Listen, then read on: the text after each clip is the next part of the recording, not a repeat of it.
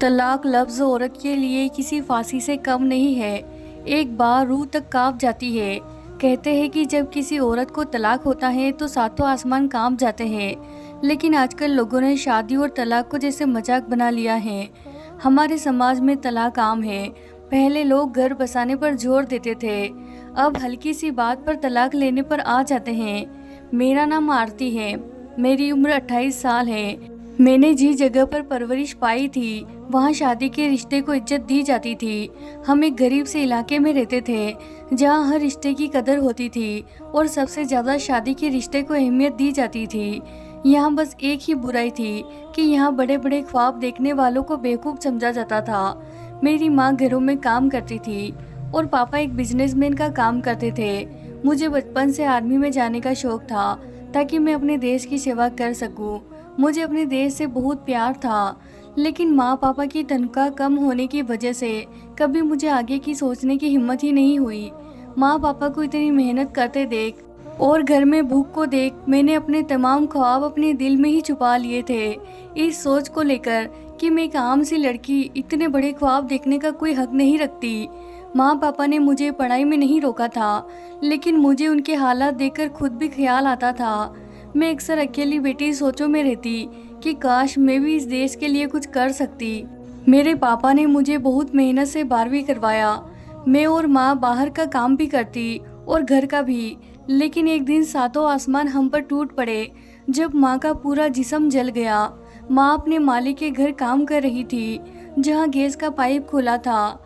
माँ ने जैसे ही माचिस की तीली जलाई तभी पूरे किचन में आग लग गई जिसमें माँ झुलस गई। माँ के जले वजूद ने मेरे ख्वाबों को भी जला दिया था। अब तो मैं इतने ऊंचे ख्वाब देखने का भी कोई हक नहीं रखती थी। लोगों ने बोला कि मालिक की रिपोर्ट करो। मुझे भी बहुत गुस्सा आया, लेकिन फिर यह सोचकर खामोश हो गई कि पहले ही माँ के इलाज पर इतना खर्चा हो रहा है, ऊपर से केस की फीस कैसे दी जाती। अब तो हमारे पास इतने पैसे नहीं थे कि माँ की दवाई ले आए। पापा भी बहुत परेशान रहते थे। बहुत भागदौड़ के बाद भी पापा घर पूरे तरीके से नहीं चला पा रहे थे। मैं घर के तमाम हालात से वाकिफ थी। अब मैं घर पर हाथ रखकर नहीं बैठ सकती थी। मैं पापा का हाथ बटाना चाहती थी। तभी माँ से इजाज़त ली और काम के सिलसिले में घर से बाहर कदम रख दिया। माँ पापा को इस बात का बहुत दुख था कि अब मुझे लोगों के घरों में काम करना पड़ेगा। मैं माँ की पुरानी मालकिन के घर आ गई, मगर वहाँ तो माँ की जगह पर दूसरी नौकरानी आ गई थी। मुझे बहुत दुख हुआ। फिर माँ की मालकिन ने बताया कि मैं किसी को जानती हूँ, उसके घर बाई का काम आसानी से मिल जाता है। मेरी तो खुशी का ठिकाना ही नहीं रहा था। मेरी खुशी मेरे चेहरे से झलक रही थी। मेरी माँ ने मुझे यही सिखाया था कि जो भी काम करो पूरे मन से करो, बेमन से नहीं। अपने काम से मन लगा कर रहो। मैंने भी ठान ली थी कि मैं अपने काम में पूरा जी जान लगा दूंगी, जैसे मेरे माँ और पापा थे जिन्होंने अपने वजूद अपनी रूह तक की परवाह नहीं की और इतने बड़े हादसे के बाद भी वह पुरसुकून से थे। मैं दूसरे दिन काम की तलाश में अपनी माँ की मालकिन के घर पहुँच गई और वो मुझे काम दिलवाने के लिए अपने साथ एक महल नुमा घर में ले गई। लेकिन अफसोस घर का मालिक घर पर मौजूद नहीं था और घर की मालकिन अपने घर से ऐसे अनजान थी जैसे उसका इस घर से पहला दिन हो। मुझे हैरानी तो बहुत हुई। महल काफ़ी खूबसूरत तरीके से सजा हुआ था। शायद मालिक की पसंद बहुत खूबसूरत थी। यह महल नुमा घर चीख चीख कर बता रहा था कि मालिक की पसंद बहुत ही खूबसूरत है। माँ की मालकिन ने बोला कि जब तुम कल दोबारा आओगी तो फिर वह मुझे दोबारा उस आदमी के घर लेकर जाएगी। मैं वापस घर लौट कर आई तो मेरी जान पर आ गई। जब माँ को देखा, माँ आधी जमीन पर और आधी चारपाई पर थी। शायद उठने की कोशिश में वह जमीन पर गिर गई थी। मैंने माँ को उठाया और माँ को सीधे तरीके से चारपाई पर लेटाया। गर्मी की शिद्दत की वजह से माँ को पूरे जिस्म पर जलन होती थी जो उनके बर्दाश्त से बाहर थी।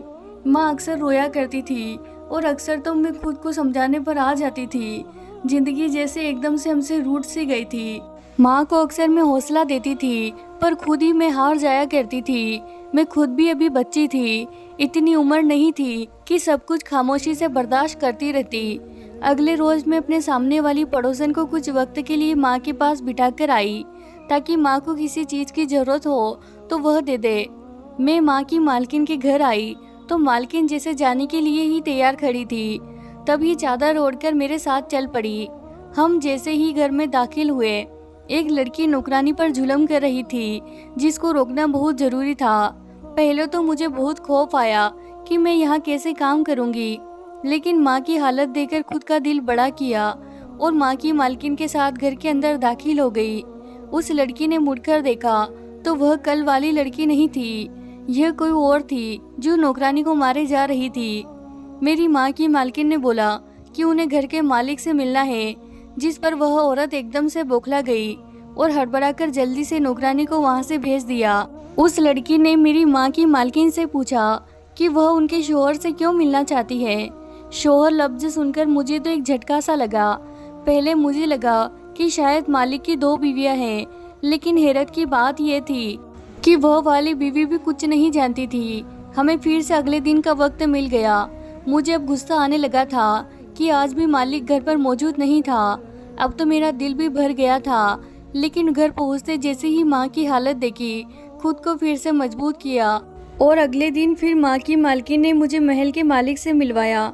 वह इतनी उम्र का नहीं था, लेकिन वह काफ़ी स्मार्ट लग रहा था। उस मालदार मालिक के बारे में आसपास के लोग काफ़ी अजीब बातें करते थे कि वह ठीक इंसान नहीं है, उसके घर एक औरत की इज्जत महफूज नहीं है। मुझे भी खौफ आया था, लेकिन मुझे इस नौकरी की सख्त ज़रूरत थी और उस वक्त इस महल का मालिक ही मेरी मदद कर सकता था। मालिक ने मेरी तरफ बहुत गौर से देखा। उसके देखने से मुझे एक चुभन सी महसूस हुई, लेकिन नज़रअंदाज करना मेरी मजबूरी थी। मैंने अपने मालिक को नज़रअंदाज किया, जिस पर वह जोर से हंस पड़े और मुझे नौकरी पर रख लिया। मुझे बहुत हैरत हुई क्योंकि मेरी तनख्वाह 30,000 रुपये थी। मेरी आंखें हैरत से फटी की फटी रह गई। मैंने माँ को बताया। माँ बहुत खुश थी। पापा दोपहर तक घर आ जाया करते थे। एक बात जो हैरान करने वाली थी, इतने दिनों में मैंने मालिक की कोई भी बीवी नहीं देखी थी। यह सोचकर कि वो मायके गई होगी, नज़रअंदाज किया। मेरे घर का खर्चा बहुत अच्छे से चल रहा था और माँ का इलाज भी बहुत अच्छे से हो रहा था। मैं रोज़ मालिक के घर का काम करती और जिसके बदले मुझे रोज़ का अच्छा खाना दिया जाता और महीने में 4 दिन सूट भी दिलाए जाते। मैं मालदार आदमी के घर नौकरानी थी। एक रोज़ मेरे मालिक ने मुझे बहुत खूबसूरत सूट दिया। मैं माँ को दिखाने को जल्दी से शाम के वक्त घर आई। दरवाज़ा खोलते ही मेरी नज़र सामने माँ पर गई, जो सो रही थी। मैंने माँ को उठाया, माँ नहीं उठी। मैंने जल्दी से अपने साथ वाली पड़ोसन को बुलाया और हम दोनों ने मिलकर माँ को अस्पताल लेकर गए। मैंने फ़ोन करके पापा को जल्दी से बुलाया। आधे घंटे के बाद डॉक्टर ने जो हमें बताया, मुझे लगा कि मैं गिर जाऊंगी। पूरा वजूद हिल गया जब डॉक्टर ने बताया कि माँ अब इस दुनिया में नहीं रही। वह दिन किसी कयामत से कम नहीं था। एक लड़के के लिए माँ का साथ बहुत ज़रूरी होता है, जो कि अब मेरे साथ नहीं रहा था। मेरी माँ मेरे लिए घनी धूप में भी छाँव थी। अब महसूस होने लगा था कि जैसे मुझे किसी ने तपती रेत पर खड़ा कर दिया है। माँ की मौत के बाद अब पापा मेरे अकेले रहने पर बहुत परेशान थे।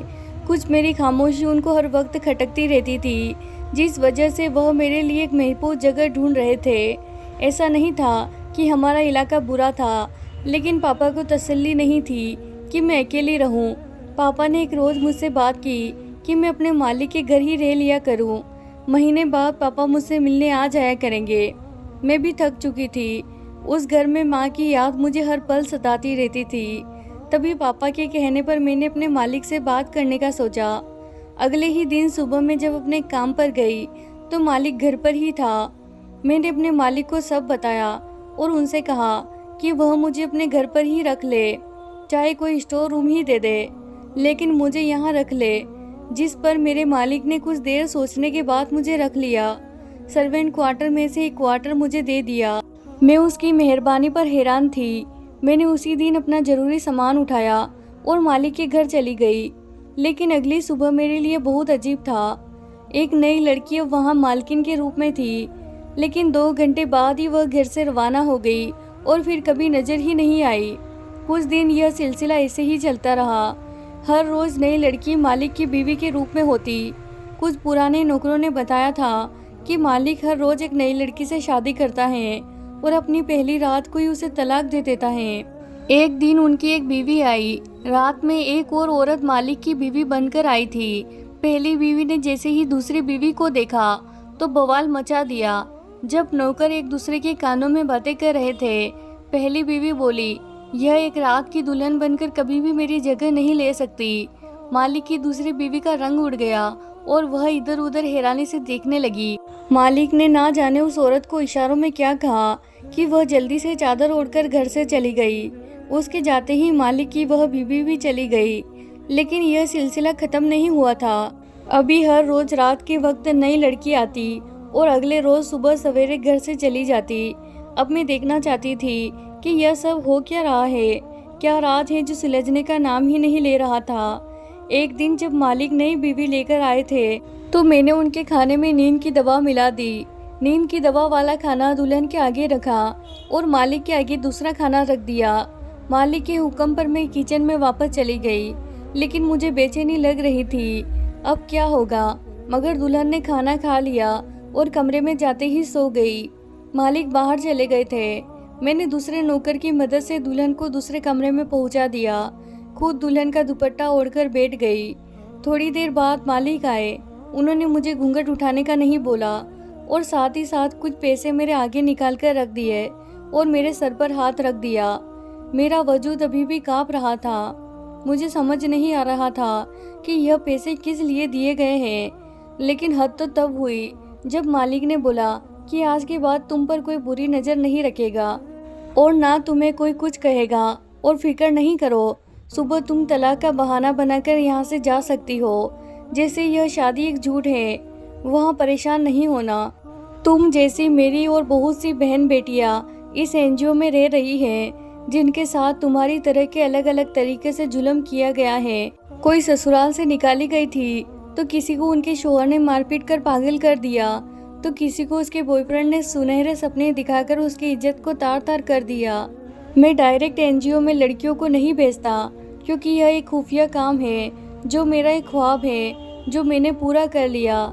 इसको खुफिया इसलिए रखा गया है ताकि कोई भी कभी भी किसी लड़की को नुकसान ना पहुंचा सके।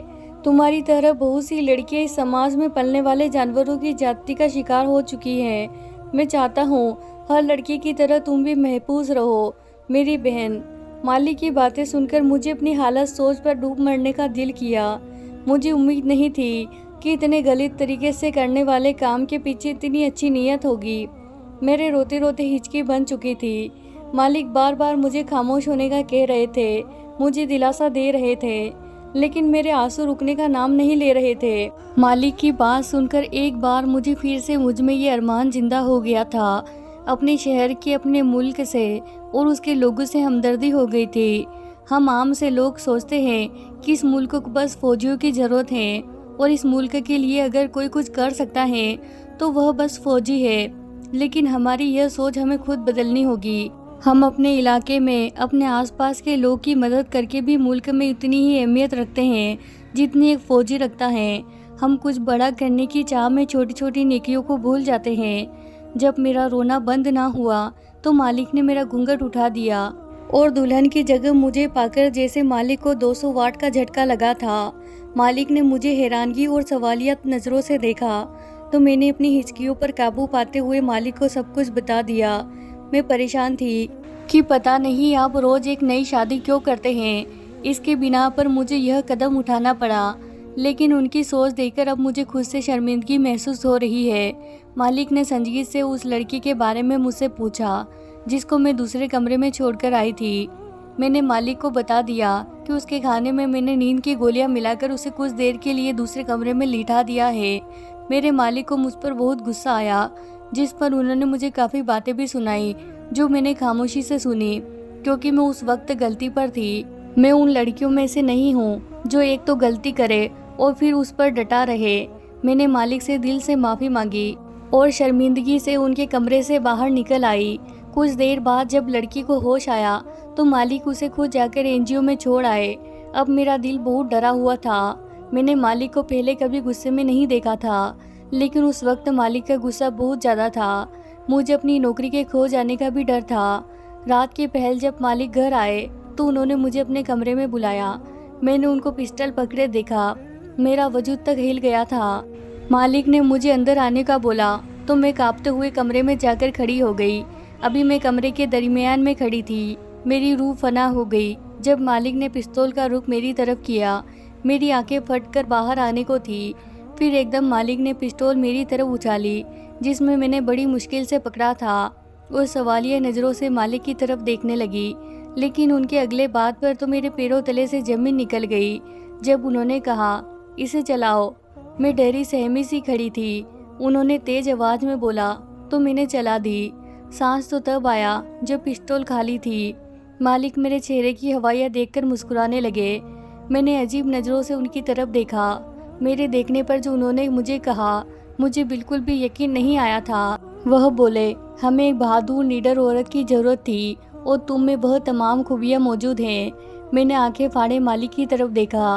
कहाँ मैं एक नौकरानी थी और कहाँ मालिक मुझे इस देश के लिए अपने साथ मिला रहे थे, अपनी टीम का एक हिस्सा बना रहे थे। उस रोज़ मुझे बदलती किस्मतों पर यकीन सा हो गया था कि लोगों की किस्मत सदाबहार एक जैसी नहीं रहती। दिल में जज्बा और दिमाग में कुछ कर जाने की ताकत तो ऊपर वाला भी तमाम रास्ते बना देता है, और बेशक वह हर काम के लिए उसी को चुनता है जो उस काम के लिए काबिल हो। आज मैं एक बड़े पैमाने पर एनजीओ चला रही हूँ। मालिक की एक ही बीवी थी जो उनकी बहुत लाडली थी।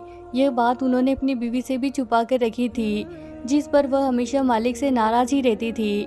मैंने मालिक से कहा कि आप एक अच्छे काम के चक्कर में अपना घर बर्बाद ना करें, मालकिन को भी सब बता दे। मालिक ने अपनी बीवी को सब कुछ बता दिया।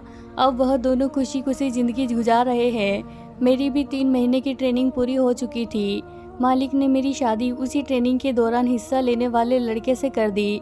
मैं अपनी ज़िंदगी में बहुत खुश हूँ, और क्योंकि मेरा पति मुझे प्यार देने के साथ साथ मेरे जज्बात की भी इज्जत करता है, मुझे आज भी यकीन नहीं आता कि ख्वाहिशें ऐसे भी पूरी होती हैं। माँ के जलने के बाद मेरे तमाम ख्वाब भी जल चुके थे, लेकिन भगवान के बाद मालिक ने मेरे तमाम ख्वाब दोबारा से पूरे करने की ख्वाहिश मेरे दिल में जगा दी थी, और नीयत साफ हो तो भगवान भी हाथ पकड़ लेता है। तो मेरे प्यारे दोस्तों, ये थी हमारी आज की कहानी। अगर आपको कहानियाँ पसंद आती है तो इन्हें ज़रूर लाइक कीजिए, और अभी तक आपने हमारे चैनल को सब्सक्राइब नहीं किया है तो कर ले। धन्यवाद दोस्तों।